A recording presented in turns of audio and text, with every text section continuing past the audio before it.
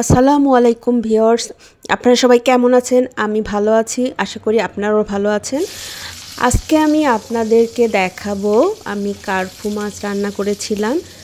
তো কিভাবে রান্না করেছি সেটা আপনাদেরকে দেখাচ্ছি।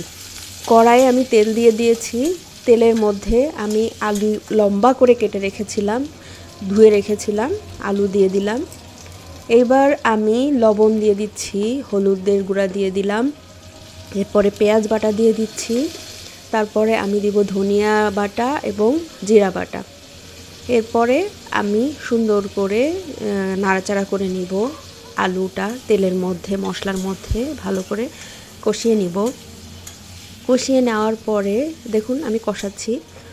এবার পানি দিয়ে দিব, দিয়ে একটু নেড়েচেড়ে দিব যাতে আলুগুলা সেদ্ধ হয়ে যায়। তো আমি চুলায় বসাই দিয়েছি।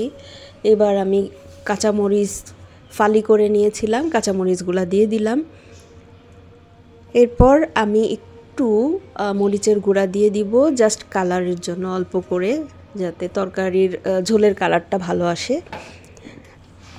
এরপর আমি নাড়াচাড়া করে দিব, দেখুন নাড়াচাড়া করে দিচ্ছি। তারপরে চুলায় বসিয়ে রেখেছি, তরকারিটা ভালো করে ফুটে আপনার আলুটা সেদ্ধ হয়ে যাবে।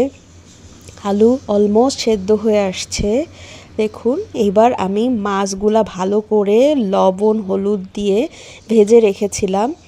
তো সেই ভাজা মাছগুলো আমি এখন তরকারির মধ্যে দিয়ে দিচ্ছি। মোটামুটি ভালো কড়া করেই ভেজে রেখেছিলাম মাছটা, যেহেতু আমি প্রথমবার এই মাছ রান্না করছি, আমি এর আগে কখনো রান্না করি নাই। তারপরে এখন আমি ঝোলের পানি অ্যাড করে দিব। ঝোলের পানি অ্যাড করে দিয়ে পরিমাণ মতো পানি দিয়ে দিব। দিয়ে আমি একটু মাছটা নাড়াচাড়া করে উল্টে পাল্টে দিয়ে দিব এবং ওয়েট করব ভালোভাবে যেন ফুটে উঠে মাছটা ঝোলের মধ্যে।